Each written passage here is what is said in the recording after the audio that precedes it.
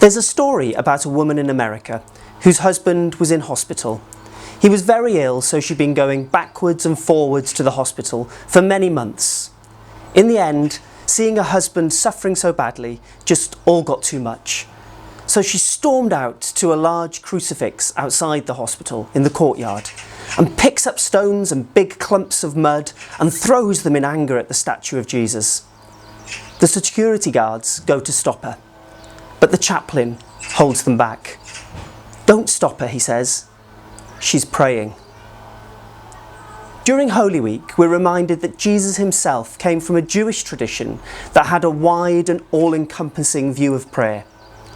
The Jewish people approached God however they were feeling, good or bad, happy or sad. At Gethsemane, after his Last Supper, Jesus' prayer is one of fear and desperation, in which he asks to be saved from his imminent suffering. Then on the cross, his prayer is one of anguish and abandonment. My God, why have you forsaken me?" But at Gethsemane and Golgotha, as theologian Dorothy Sewell puts it, Jesus receives no answer. God is silent, as he has been so often in the history of mankind, and Jesus remains alone with his repeated cry, his fear of death, his insane hope, his threatened life.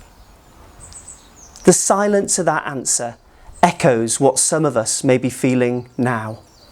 God may seem distant, and to those of you going through illness, anxiety or grief, he can even seem absent.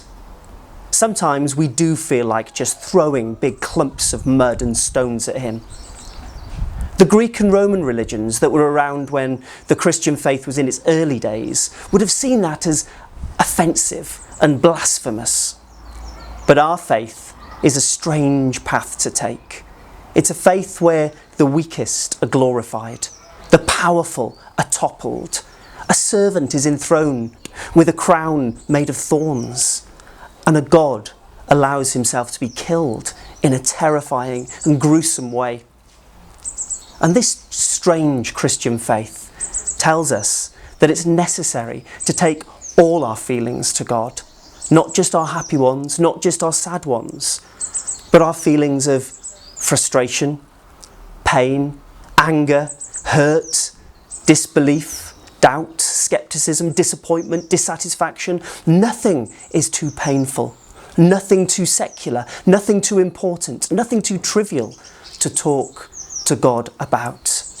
Our father-child relationship with God allows us to lay bare all our humanly experiences and emotions, to lay them before him, our joys, our pain, our despair, our questioning, our cries for help. John Bunyan wrote, "The best prayers have often more groans than words." So God can take stones and clumps of mud being thrown at him.